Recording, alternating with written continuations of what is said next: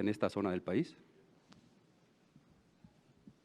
Gracias, diputado, por la pregunta. En consecuencia, le concedemos el uso de la voz a Miguel para que pueda responder. ¿Cuánto tengo, señor diputado? Igualmente, en la primera ronda, 5 minutos. 5 minutos. No 7, 5. 5, esa era mi pregunta. Muchas gracias. Bueno, pues voy a aprovechar para contestar la pregunta del diputado y ampliar algunas cosas más. Desconocía que el reto que había lanzado, pues, no era para el Consejo Coordinador Empresarial, sino para alguien más. Te pido una disculpa, porque no sabía que tenía otros voceros. En relación a lo que tú me preguntas, fíjate que la CFE surge, yo esperaba que ustedes, la verdad tengo mucho respeto por los diputados porque son representantes populares, son representantes del pueblo de México. Cada uno se agrupa en una fracción parlamentaria dependiendo obviamente de los intereses que ustedes tengan. Pero al final nosotros tenemos que cambiar también un poco la mentalidad de que el diputado muchas veces llega a ser representante popular, pero por cuestiones no necesariamente de conocimiento entre la población o que conozca la historia en general de su país. En 1938, Lázaro Cárdenas crea la Comisión Federal de Electricidad. Había otras empresas privadas. En el 60 la nacionaliza López Mateos. ¿Por qué la nacionaliza? Porque las empresas privadas pedían un incremento tarifario y venían acompañadas del presidente del Banco Mundial. Y el presidente del Banco Mundial le exige al presidente López Mateos que se tienen que incrementar las tarifas porque si no, no le pueden pagar el préstamo que les ha otorgado a estas empresas de la electricidad.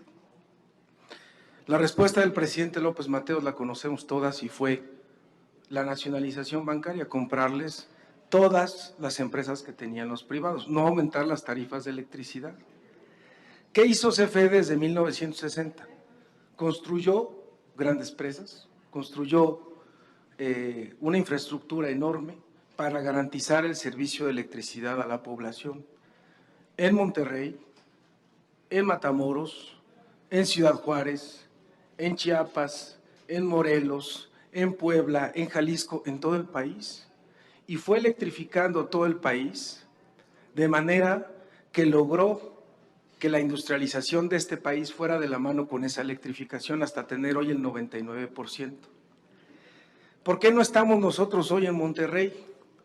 Por la simple y sencilla razón de que en los años 90, aquí tenemos dos historias distintas, una de los que hablan de que CFE y el gobierno no tiene dinero. Hice siempre la historia para justificar las privatizaciones. CFE fue, como Pemex, durante todos los gobiernos neoliberales, descapitalizada de manera deliberada. Se hicieron proyectos por parte de CFE que no eran de CFE, que eran de privados y que eran pidiregas y que son proyectos vinculados a presupuesto para comprar energía y capacidad a Iberdrola y a otras empresas desde los años 90. Comienzan en el 99 con la reforma que hace Salinas. Si no teníamos dinero, porque esta es una contradicción, si no teníamos dinero para hacerla, ¿con qué creen que se pagaron esas plantas de generación? A una tasa entre el 17 y 19%, una tasa leonina, si no teníamos ese dinero. ¿Por qué? Al final de cuentas, eso iba a la restricción del gasto público, del gasto de la CFE. Pues lo hicimos 35 plantas financiándolos a ellos, pero no porque no tuviéramos dinero, sino porque el objetivo no era ni la energía limpia, no era ni promover inversión en el país, era financiar a grupos de interés privados vinculados al ejercicio del poder. El señor Calderón fue consejero de Avangrid y Iberdrola, y la secretaria que tuvo Calderón también. El señor Peña Nieto tuvo un secretario que está vinculado con Iberdrola, fue secretario de Gobernación, y a los que se les entregaron contratos, todavía ya habiendo aprobado la reforma energética, de producción independiente, entre 2013 y 2016. Mencionó hace rato el señor Carlos Salazar que fueron competitivas todos estos concursos. Yo lo invito a que vea Topolobampo 3, que además lo tenemos en arbitraje con Iberdrola, para ver cuántas empresas compitieron, para ver cuántas. ¿Y qué creen? Compitió Iberdrola con una empresa de papel para simular competencia, porque ya las tenían entregadas, dirigidas, así como hicieron con los gasoductos, hicieron con las plantas de electricidad, para descapitalizar a la empresa pública, para favorecer estos monopolios. Y por eso no estaba CFE en Monterrey, por eso se colocaron ahí ellos, porque los permisos, como el del señor ingeniero químico que está acá, que fue responsable de esos permisos, del 83% de los permisos de autoabasto, los otorgaron ellos, los personeros de estas grandes corporaciones, de estas grandes transnacionales, que detrás de ellos están estos grandes bancos o fondos de inversión.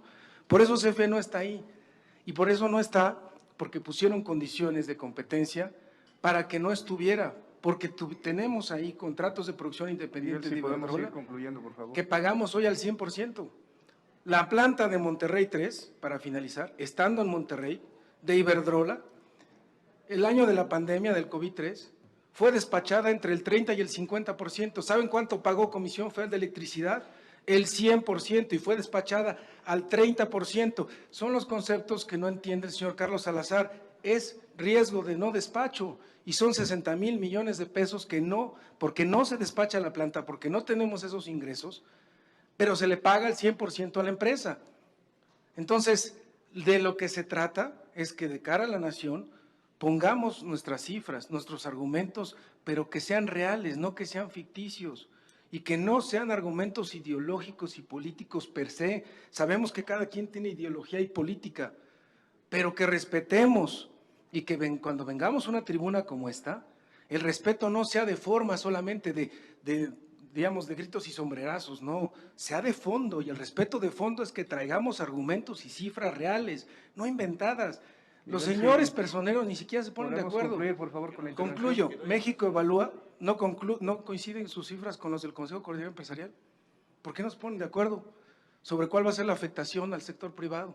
Que se pongan de acuerdo primero. Ese es el problema, lo dicen los mismos columnistas que escriben para ellos. Pónganse de acuerdo, hagan un solo discurso, sean coherentes, muestren cifras, muestren argumentos, y estamos dispuestos a debatir con todo lo que ustedes quieran y con todo el tiempo que quieran. Muchas gracias.